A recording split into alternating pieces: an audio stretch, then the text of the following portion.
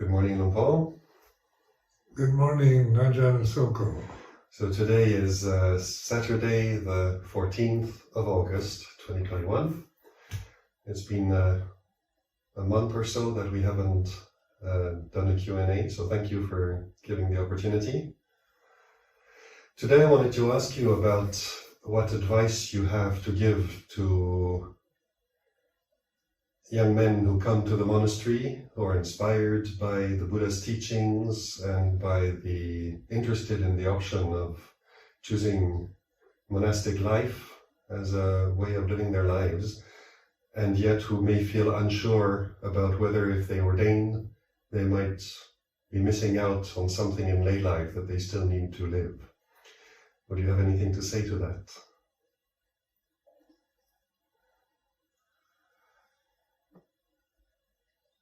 Yeah, well, it's monastic life is kind of a strong commitment, and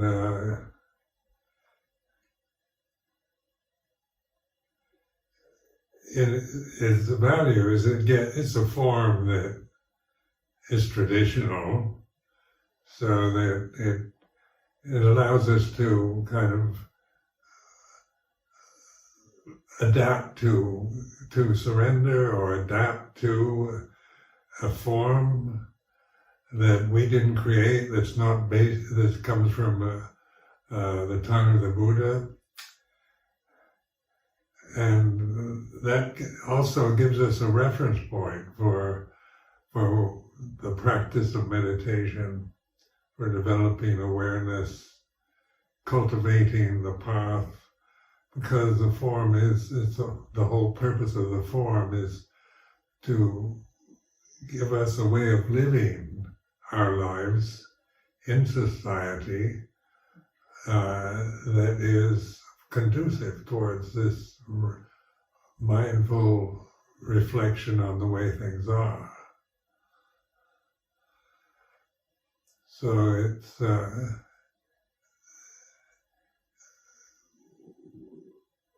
one misses out on all kinds of things in lay life, but you have to determine whether those things are worth one's lifetime, giving oneself to the sensory pleasures of what we see, hear, smell, taste, touch, and ability to do what we want when we want to. Where in monastic form, with its Vinaya, its disciplinary precepts, we have guidelines for behavior and speech that is not available in lay life. So in terms of freedom of speech, which is very much a controversial subject at this time worldwide, especially in countries like the United States or European Union or Britain. It's, how free can one be with one's speech without, and trying to be politically correct and not offend people and not say things that are criticized by the society, and yet we have this idea of I can say what I want. I'm a free citizen in a democratic society, and so we kind of never really examine our sense of cultural identities with our ideals, and we tend to operate from that. So even meditation becomes another thing we must do, and it's good for you. It makes you, relieves you from stress and so forth. So this is taken from very cultural position, Western culture, where adapting yourself to an ancient tradition like in Theravada Buddhism as I encountered it in Thailand. It offered a kind of mirror reflection for my own cultural conditioning, because the monastic form with Luang Por Chah was very strict, and is all, the moral, the sila, the moral precepts are all about behavior, speech and behavior, not about thoughts and emotions. I found this very helpful because in my own cultural conditioning, brought up as a Christian, it was very much the fact that even a bad thought was a sin, and doubting was a sin, and you have this whole idea that life in general is, if you don't conform exactly to mentally to the Christian doctrines or dogmas, then you're a sinner. You have to go to confession. But in Buddha Dhamma, the sila, or the moral precepts, are just about action and speech. I found this very helpful because I'm willing to take responsibility for what I physically do with my body and what I say, my speech, where mentally I can't take responsibility for everything, because one is influenced by so many conditions that change, and the moods change, and the emotions of happiness and sadness change all the time. You can't sustain a happy mental emotion for very long before it changes to something else. And through the senses, there's constant distraction and opportunities to,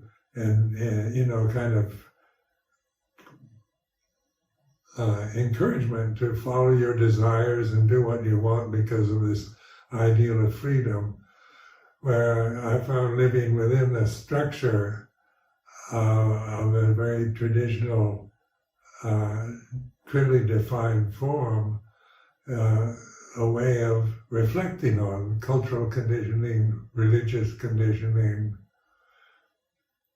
And the whole point is that the Buddha established, before he passed away, the historical Buddha said, I leave you the Dhamma, which isn't defined.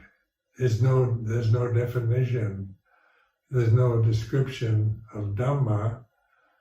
And Vinaya. Vinaya is all about condition, phenomena, about form, and about how we relate to what we see, hear, smell, taste, touch.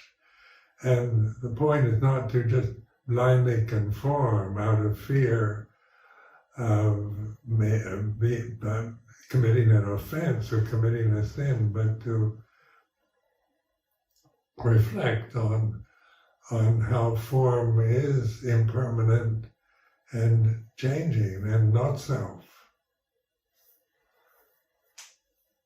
So when you ordained, did you have awareness of all of this, or did you feel you had already done what you had to do in lay life and you were ready for monastic life, or? Well, I was 31 when I ordained, and so I'd lived long enough to the illusions I had about freedom and self-conceit and making my impression on life as an individual form in society had completely vanished. And I remember thinking at the age of 30 how meaningless life was. At 20, I was very eager to go out into the world and live life and learn from life and make my mark and so forth. My 10 years passed by with so many kind of experiences, in so many different directions that I became very confused. By the age of 30, I was an emotionally very confused man, and really didn't have any worldly ambitions to fulfill. So when I became a monk, I felt very definitely, this is what I want to do with my life. Because I want to live in a way, I thought, as a layman, from my own parents, I could see that their life was very caught up in kind of working life and family life. Everything was separated from everything else, and there was always this sense of fatigue and worry and anxiety about the future involved with the way my parents lived, and this, you began to see that lay life, before I had any idea of becoming a monk, was fraught with this anxiety. And I used to watch my mother, in the evenings, sitting in our living room, looking terribly anxious about the future and what's going to happen in the political system and to teenage children to look after, and my father having to work at a job he didn't really enjoy doing, just to support a family. And I thought I would like to live in a different way than just, if I could find a way of life that wasn't divided into compartments. And this is what monastic life offers. It's not compartmental. It's pretty much this. One day is the same as the next, and you don't have the freedom to move about or distract yourself the way you do when you're living your own life on your own terms. And I found conforming to Vinaya as a good exercise, because one thing I could see was I had a lot of pride and self-conceit that, I learned how, as a layman, how to manipulate conditions for my own benefit. And that's my survival tactics from the way I was brought up. How to survive in society, and feeling quite threatened by society, feeling, you always have to prove yourself in some way, be somebody, and achieve, and this constant sense of trying to achieve something. Where in monastic life, these tendencies towards achievement become quite obvious as mental conditioning rather than something one operates from the sense of, I'm this separate form in this vast universe that I have to prove myself, and I have to not disappoint my parents, I have to behave according to the laws, and yet I'm free to do and say what I want. And there are so many conflicts in the American conditioning where you're brought up with these ideals of democracy and freedom and equality. They're beautiful ideals that one is inspired by these kind of ideals, but the reality of life isn't ideal. And this is what disillusioned me by the time I was 30, was that I could see that daily life was never going to, it had moments, the kind of peak moments where it was everything was fine and you felt contented and happy, and you're living your life in a good way. But that could easily change. And I found, so much suffering from worrying about what people think of me, a kind of projecting onto others, a kind of negative states, reactions,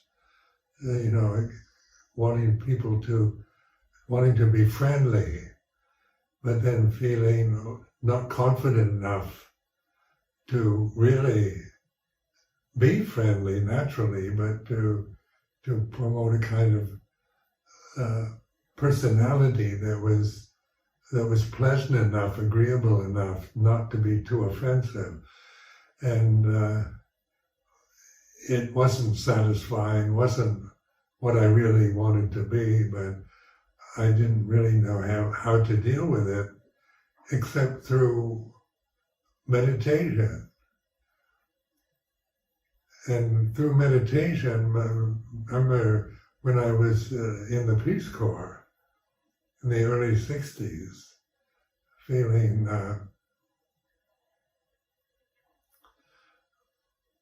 I was turned 30 years old and 30 more years of just this kind of dreary reactivity that I developed in 30 years to life. And the way I saw myself as a person, and I thought 30 more years of just continuing with these habits, because they were habit patterns I developed. I thought this was a nightmare. 30 years at that time seemed a long time.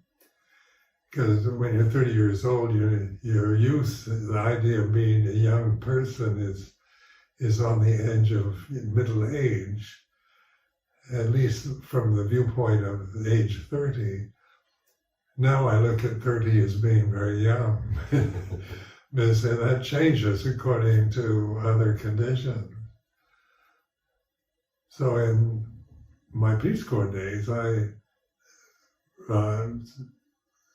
sent away to Bangkok to the World Fellowship of Buddhists for literature on Theravada Buddhism, to the Buddhist Publication Society in Kandy in Sri Lanka, and began to study Theravada Buddhism, and took holidays in Thailand from Malaysia, and was very much impressed by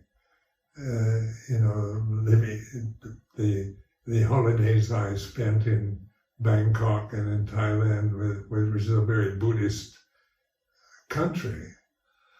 And so the impression came that this was a good opportunity. After my contract with the Peace Corps was fulfilled, I could go to Thailand and find a teacher to learn how to practice, how to put these Buddhist teachings into practice. So these are the teachings, the Dhamma teachings. They're Dhamma teachings. Dhamma is not something you can describe. It's a word that we have to accommodate within the English context. So we translate it as the absolute or ultimate truth. But these are rather abstract definitions of what is the ultimate truth. And so the monastic system, as I developed with Luang Por Chah, was learning how to conform to the designated structure, the traditional structure of Vinaya, at the same time to see through the conforming mechanisms and to be able to free myself from the suffering I create just by following old habits since early childhood and adolescence and youth, ways of seeing myself in relationship to others. I began to to observe, to be the knower, the one that is observing, witnessing these habit patterns. And then the monastic form itself is a constant reminder of to do this, to see through the illusions you operate from that you developed when you were a layman. So why wouldn't you have done that for a short period of time and said, okay, now I know how to be happier, I can go back and enjoy lay life? Well, I never really wanted to disrobe because I enjoyed monastic life. Because it was such a, in many ways, a noble form, and then you're we can be accused here in England of being selfish, not, just thinking of ourselves, leaving the society. What are we doing to help the society? And because the Western mind thinks like that a Sumedho or a monk or a hermit or a holy person is turning his back on society. But in this traditional Theravadan form, you're very much a part of society. Like in Thailand, being a Westerner, a foreigner in the Thai culture, when I became a monk, I became integrated into Thai culture automatically. Because as a tourist, I was not. I didn't, I felt I was a foreign tourist. And the whole relationship with Thailand and Thai people was very much a feeling of alienation or strangeness, where by ordaining as a bhikkhu in Thailand, I began to see how respected I was for what I was doing. That in Thailand, 99% of the people would respect what I'm doing with my life. And even though I was a foreigner, they certainly offered their interest and support totally, which really touched my heart very strongly, because I wasn't expecting to be so well received and so respected as an individual.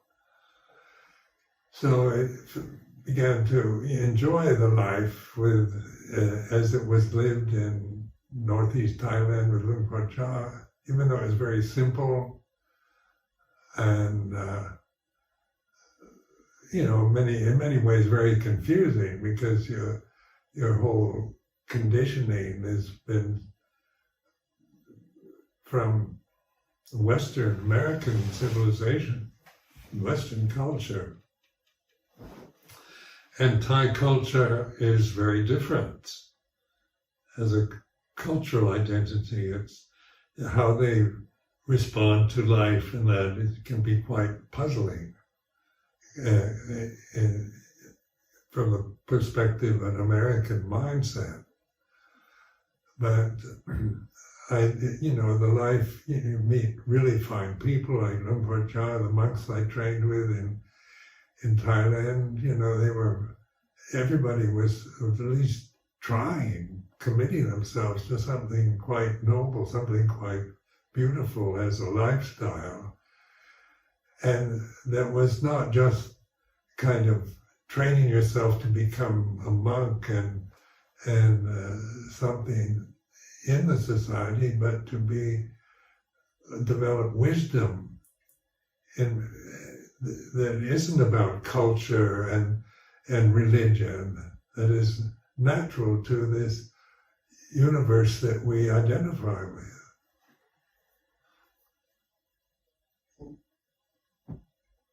Monastic life is you have to describe a joy you discovered in monastic life and really enjoying living this life as a monk, but it can't always have been easy. So when life as a monk became difficult and you went through difficulties, what prevented you from saying, okay, I'm out of here, I'm going back to lay life and find my way there? Well, by the time I ordained, I was so disillusioned with lay life that I couldn't think of anything else I'd want to do. And in monastic life in the early years as a junior monk, I used to bring up possibilities just to see if they would resonate with me. You know, I disrobe, go back home, you know, and there's nothing that I wanted to do in that way. You know, I didn't have any worldly ambitions, didn't want to get married, didn't want a family, didn't want any kind of professional interest was gone. Any sense of achievement? A sense of achievement. I began to see through all these things. So it wasn't that I was just blinded by monasticism. I was, you know, I could bring up possibilities of making lots of money and being able to buy a chateau in France and traveling around the world and on a yacht and all the kind of ambitions of an American mindset. But even at its most best kind of possibilities, I still preferred just monastic life, its simplicity and its wholesomeness. What about the sense of fulfillment in a relationship? That never appealed either. Well, as a layman, I had relationships which were always ended up in some kind of disappointment. And so I gave up the idea of finding a perfect relationship because I could see how changeable life is. That it's unpredictable. And people that you think you'll love forever, you know, you can't do that. And at least I couldn't. I could see through how tedious just expecting somebody else to fulfill your life for you, you know, to make you happy and meet all your needs, and expecting to find the right person that really understands me and loves me for who I am is an ideal. And I saw through that through having been married and various other friendships and relationships that I encountered. You know, as wonderful as they could be, they could also turn the other way and be kind of disastrous and disillusioning. So having a skeptical mind helps, because you do tend to become cynical as you grow older. The kind of fairy tale dreams of youth, you know, you realize are just that. They're illusions. They're dreams that you have when you're young. And as you experience life isn't a dream. It's like this. It's about getting up in the morning, going to bed at night, about surviving, having to eat, having to take care of a human body all the time that gets too hot or too cold, or just gets older and older as the years go by. And the whole illusion of living a happy life as a lifetime experience, you know, completely fell away, crashed, shattered by just learning enough at the age of 30 to realize that how temporary this experience of a physical form and mental phenomena, how changeable and uncertain they can be. And all your ideals that you form when you're young are, they inspire you, but as you get older, you become cynical about them. You realize, like in the American system, equality is an ideal, and you assume that that's the way America operates. But as you grow older, you realize it's not what's really happening. And then in terms of Dhamma, you realize conditioned phenomena is not about equality. Physically, we're all different, look different. Mentally, we have different aspirations, different fears, different ways of reacting, different social identities, gender identities changing. Now there's so much question about gender identity, whether the transgender or homosexuality and so forth is it used to be considered sinful. Now it's politically acceptable, but still the mental states about identifying with sexual tendencies, it's all an illusion, because the sexuality is a condition that we live with. And but we're not really sexual. With wisdom, we begin to see sexuality as the nature of the body, or gender identities about mental identities. So, emotional identities, tendencies, attractions, aversions, and so forth, that how can we conform emotionally to a society that makes everything black and white? It's impossible to do that, because black and white are conditions changing. There's no permanent black or white absolute condition that you can take refuge in. So to come back to the original question here, if someone asked you, I'm 20, 25, 30 years old, being here in the monastery, I'm kind of ordaining looks interesting, but I think maybe I need to check out a bit more about lay life, what would you recommend? Well, I wouldn't want to convince them that the only way to live is as a monk. They have to find that out for themselves, really.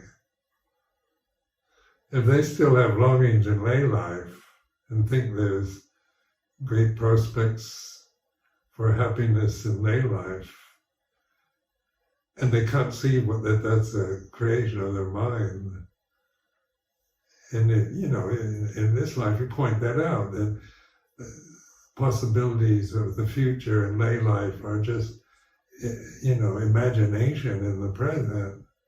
Because in monastic life, you're always bringing the reality to the present moment, whatever you're thinking. If I think I'd be happier as a layman, I would recognize that as just an imagination, an image that I create in the present, and not attached to it. So I find contentment within the life I'm living, because the whole aim of Buddhist monasticism is contentment. And rather than ambition to get something, become rich or famous or find the right person, these are all desires that drive us into worry, anxiety about the future. Where the future for a monk when we see, even seeing the desire to become enlightened is suffering. And that's a noble desire, on the ego level, desire to live the holy life and obey all the rules and be a source of compassion and goodness in the society is very noble, but it is still words and thoughts and all about the future, what I'm going to do in the future, or hopefully to attain in the future. Where Luang Por Chah's style of teaching was always pointing at the present, the reality of now is like this. And then the samana form in this tradition, Theravada Thai forest tradition, is very much giving you tools to use to observe desire in all its manifestations, whether it's noble or base, evil or good or ordinary or too much or too little, about becoming, about controlling, about destroying evil, all these kind of ideas and thoughts still come to the mind, but you know what they are. You're no longer dazzled by them or deluded by the way you think or by the society that you're living in.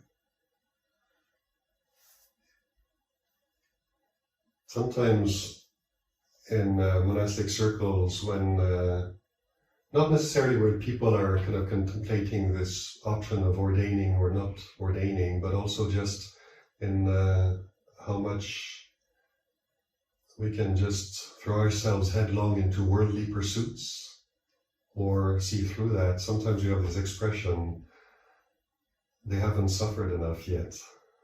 Is that cynical or is it just realistic? Well, from my own experience, I've suffered enough by age 30. But it seems I think that was a blessing. I look back, because that was 30 is still pretty young. Yes. And by age 30, I had no illusions about worldly life, any kind of hopes or ambitions for worldly success. It's not, I could realize I could survive in the world. I knew how to live, how to get along. And, you're living in countries like the United States where it's pretty easy to survive. It's kind of high standard of living and democratic political system. So it carries you along. But I felt that life had to be more to it than that, than becoming famous or becoming rich or powerful. I never wanted to be like a politician or have political power to make decisions on political issues. What about just being happy as a layperson? Yeah, that was what everybody wants, but happiness was so easily destroyed by fears and anxieties and worries that operated in my mind, that could destroy happiness, momentary happiness. And then you have to find what is, as William Blake said in one of his reflections, contentment is heaven itself. And I used to be a great enjoyer of William Blake's poetry. Contentment is heaven itself, or contentment is the highest happiness. And in the American conditioning, contentment wasn't a part of the goal in life, but success, prosperity, good health, eternal youth. These were the role models held up to me, and then the Christian conditioning of feeling a sinner, having a strong sense of guilt about being a human being, about sexual desires, about feeling angry or jealous, feeling a lot of guilt because these are all sinful conditions. And so you're brought up with this kind of fear, and that you're going to have to pay a price for mistakes you've made in life. And so, you do have moments of contentment. I remember even in the Navy, the U.S. Navy, I had moments of contentment, but they didn't last, and they were very dependent upon conditions being seemingly just right, where you feel contentment because the things around you content you. You feel content with them, but then they change. Where in monastic life, things change. It's the same, like from Thailand to England to, to where culture changes, the weather changes, the monks, the nuns come and go, ordained, disrobed, and, you have to experience these changes, some for the better, some for the worse, but with a contented mind, you don't feel anything, but you're not making problems about the way things are, because you're letting life flow through you rather than trying to control it and bend it to your will, which is an impossible act. You can't do that.